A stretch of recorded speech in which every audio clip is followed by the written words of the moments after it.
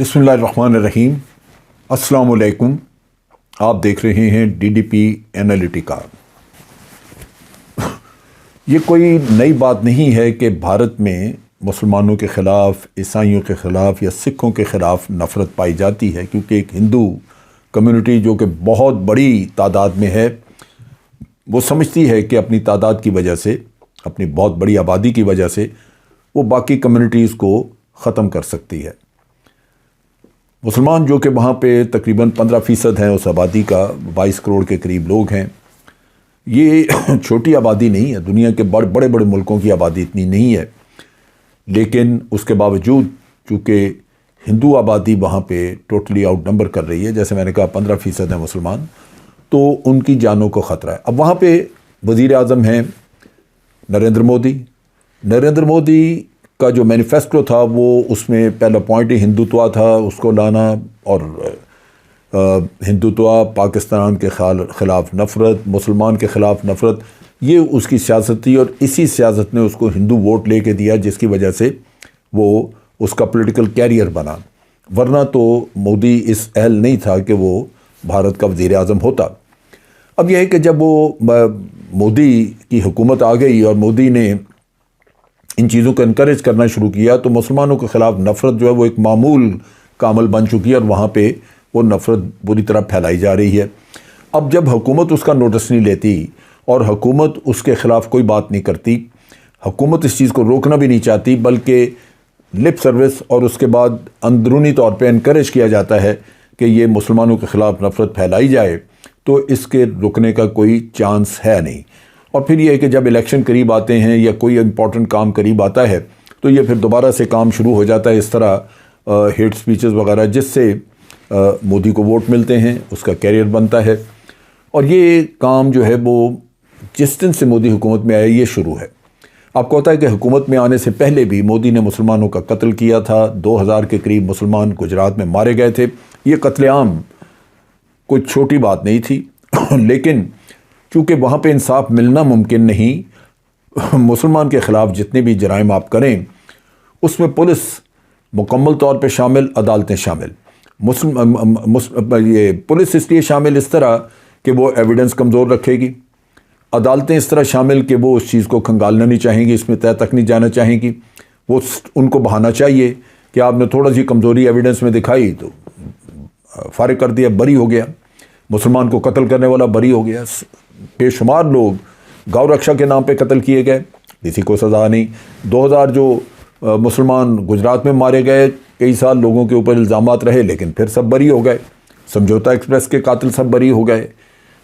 کوئی ایسی ایکٹیویٹی نہیں جہاں پہ مسلمان کے خلاف کوئی جرم اگر کیا ہے یا عیسائی کے خلاف کوئی جرم کیا ہے تو اس میں کسی عدالت نے کسی کو سزا دی ہو۔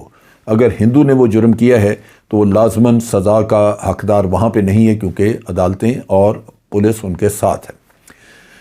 اب یہاں پہ ایک ہیٹ سپیچ کانکلیو ہوئی بھارت میں، ان کے شہر ہردوار میں، جو کہ ایک ہندوتوا لیڈر یاتی نرسنگانند، اس نے 17 تاریخ سے لے کے 19 دسمبر تک اتراکھنڈ میں، یہ کوئی پلگرمیج سٹی ہے ان کا، ہریدوار، وہاں پہ انہوں نے یہ کیا اور ملٹیپل کالز دی مسلمانوں کو، مائنورٹیز کو مارنے کے لیے، تاکہ ان کا وہاں پہ مکمل طور پہ خاتمہ کر دیا جائے۔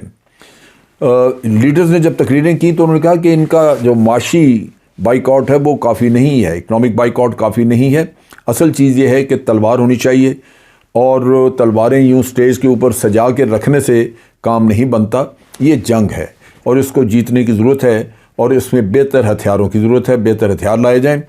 اور اس نے جو رپورٹ میں ہمیں بتایا گیا، اس نے یہ بھی کہا کہ جس طرح میانمار میں پولیس، سیاستدان اور آرمی، ان سب نے مل کے وہاں پہ قتل عام کیا ہے، اسی طرح ہندو کو بھی اپنے ہتھیار اٹھانے ہوں گے اور مل کے صفائی کرنی ہوگی۔ اس کا مطلب یہ ہے کہ وہاں پہ 22 کروڑ مسلمان جو ہیں، ان کا آج فیوچر بالکل تاریک ہے۔ انا پرانا بھی ایک جنرل سیکرٹری ہیں ان کے پولیٹیکل پارٹی کے، جو کہ ہندو مہاسبھا پارٹی ہے، اس نے بھی کال دی کہ آپ ہتھیار اٹھا لیں اور قتل و غارت جو ہے وہ شروع کریں۔ اس میں اس نے کہا کہ کوئی چیز ناممکن نہیں، اگر آپ ہتھیار اٹھائیں تو ہتھیار آپ کے لیے ضروری ہے، ہتھیاروں کے بغیر کوئی چیز ممکن نہیں، وہ آپ کو چاہیے، اور اگر آپ ایلیمینیٹ کرنا چاہتے ہیں، ختم کرنا چاہتے ہیں مسلمانوں کی پاپولیشن، تو پھر ان کو قتل کرنا ہوگا، مارنا ہوگا۔ اس کے لیے اس نے کہا کہ آپ سب تیار رہیں، جیل جانے کے لیے بھی اگر جانا پڑے تو جیل جائیں، اور اس نے کہا کہ اگر 100 بھی آدمی ہم میں سے تیار ہو جائیں تو ہم 20 لاکھ مسلمانوں کو قتل کر سکتے ہیں۔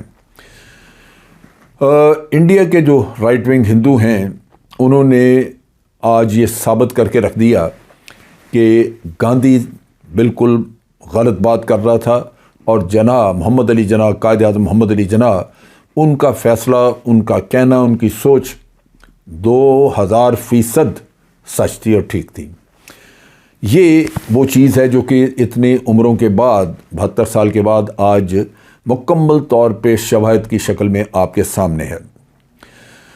کہا جاتا ہے کہ تیار رہو ان کو مارنے کے لیے اور جیلوں میں جانے کے لیے تیار رہو، کوئی وقت باقی نہیں بچا، بہت وقت گزر چکا، کوئی حل اور نہیں ہے سوائے اس کے کہ ان کو مارا جائے۔ یہ جو چیلنگ قسم کی مسلمانوں کے جینوسائیڈ کی کالز ہیں، یہ اب بہت بلند آواز میں سنی جا سکتی ہیں، لیکن مودی کے کانوں پہ پردہ ہے۔ اس کے ساتھ ساتھ آپ دیکھیے کہ پورے بھارت میں لاکھوں کے حساب سے اسٹوڈنٹس ہیں جو ان کو ٹریننگ دی جا رہی ہے، اور ان سے اس چیز کا عہد لیا جا رہا ہے کہ آپ مسلمانوں کا قتل عام کریں گے۔ یہ وعدہ لیا جا رہا ہے ان سے کہ مسلمان عورتوں کو، مردوں کو، بچوں کو آپ قتل کریں گے، ان کو چھوڑیں گے نہیں، اور یہ ایک کھلی ڈکلیریشن، ایک کھلا آپ کہہ لیجئے کہ اعلان ہے جس پہ کہ کوئی کسی کو ملال نہیں ہے۔ یہ مسلمانوں کا تو ایک مین، مسلمان ان کے رہے فوکس میں۔ آپ کو یاد ہوگا کہ پچھلے دنوں آسام میں کیا ہوا۔ اب یہ تقریریں تو اتر پردیش میں ہوئیں، اس سے پہلے آگرہ اور دہلی میں قتل عام ہو چکا مسلمانوں کا، اور کچھ دیر پہلے، چند ہفتے پہلے کی بات ہے کہ آسام میں مسلمانوں کو قتل کیا گیا اور ان کی مسجدیں جلائی گئیں، کئی مسجدیں برباد کر دی گئیں، ان کو جلایا گیا۔ لیکن یہ مسلمانوں کے کا المیہ تو ہے ہی ہے۔ اب کرسچنز کو اگر ہم دیکھیں تو ان کا المیہ بھی اسی طرح کا ہے۔ کرسمس آ گئی، کرسمس کے موقع پہ کرسچنز کو ہیرس کیا گیا، ان کے انہوں نے کرسمس کی جو جتنی فیسٹیوٹیز تھیں ان کو تباہ کیا گیا۔ یہ چند پچھلے کچھ عرصے سے، کچھ سالوں سے یہ معمول بن چکا ہے کہ کرسچن کمیونٹی کو بھی دبا کے ہیرس کیا جاتا ہے۔ ان کی فیسٹیو سیلیبریشن جو تھی کرسمس کی، ان کو برباد کیا گیا، اور جیسس کرائسٹ، حضرت عیسیٰ کے جو مجسمے تھے ان کو بالکل توڑا گیا، ان کو برباد کیا گیا۔ اسی طرح سانٹا کلاus کے جو انہوں نے بنائی ہوتی ہیں وہ جو فگیز، ان کو بھی انہوں نے جلایا، اور کرسچنز کو اپنا کرسمس نہیں منانے دیا۔ اب یہ جو انٹالرنس بڑھ رہی ہے بھارت میں، یہ کرسچن کمیونٹی کو بھی لے بیٹھے گی، اور مسلمان کو بھی یہ آرام سے جینے نہیں دے گی۔ مسلمان 14% ہیں، کرسچن صرف 2% ہیں ان کی آبادی کا حصہ، لیکن یہاں پہ بھارت میں ہندو میجورٹی کی وجہ سے یہ کمیونٹیز پوری طرح خطرے میں ہیں۔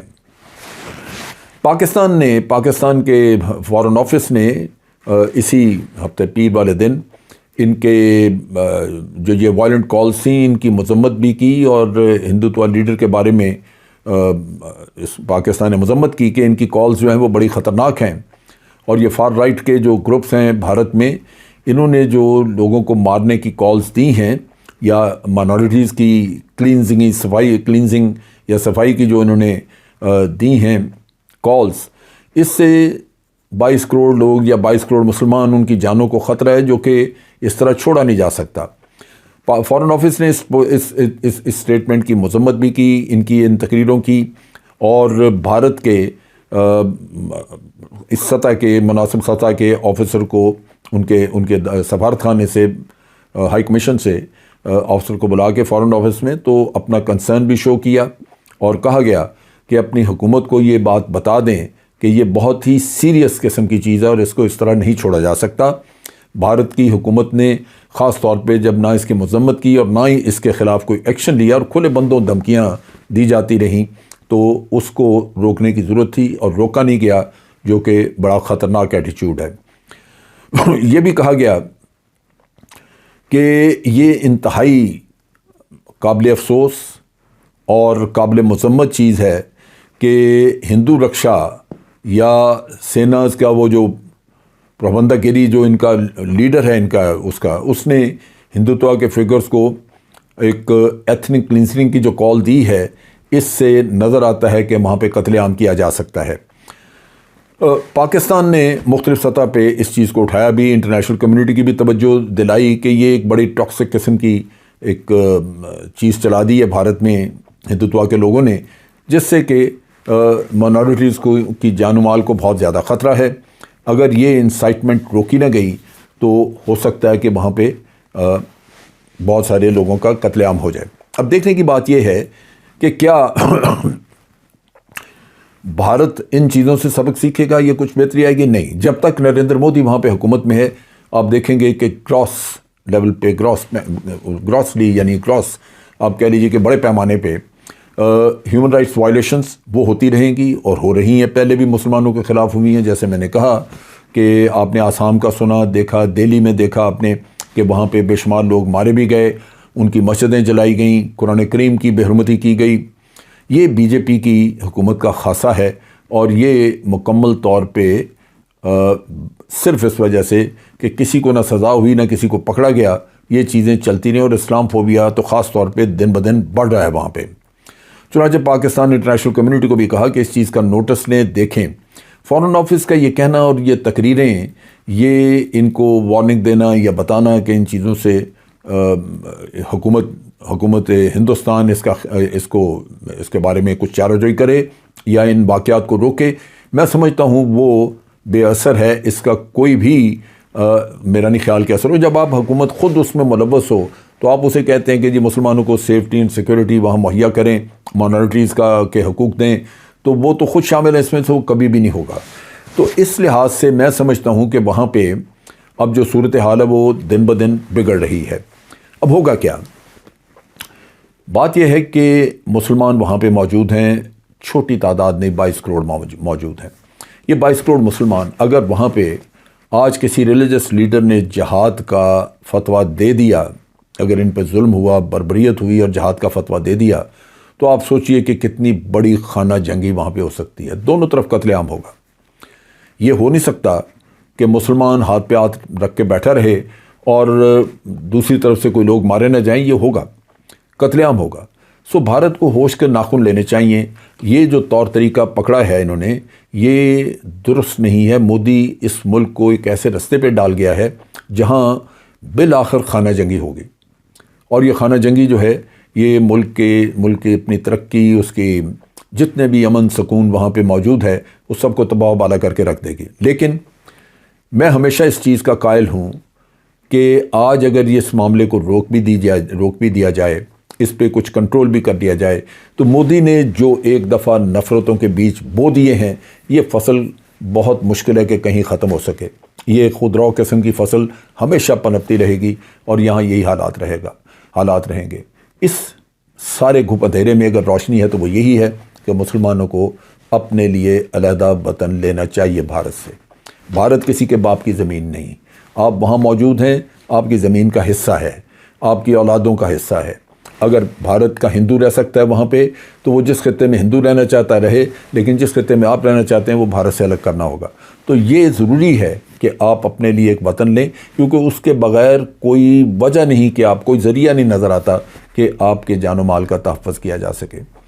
پاکستان سے بیٹھ کے میں تقریر کروں، میں کہوں یا کوئی اور کہے، وہ اپنی جگہ پہ آپ کو ایک مورل سپورٹ تو دے سکتا ہے، لیکن جد و جہد بہر صورت آپ نے خود کرنی ہے، اور اس جد و جہد کے لیے آپ کو تیار رہنا ہوگا، یا آپ کو ہندوستان پرامن طریقے سے اپنی سرزمین پہ جگہ دے، آپ کو قبول کرے کہ آپ بھی اس دھرتی کے مالک ہیں، اور اگر وہ نہیں قبول کرے تو پھر آپ کو اپنا حصہ لینے کے لیے جدوجہد کرنا ہوگی تاکہ آپ کی آئندہ آنے والی نسلیں محفوظ رہ سکیں۔ آج کے لیے اتنا ہی۔ فوج پاکستان زندہ باد، پاکستان پائندہ باد۔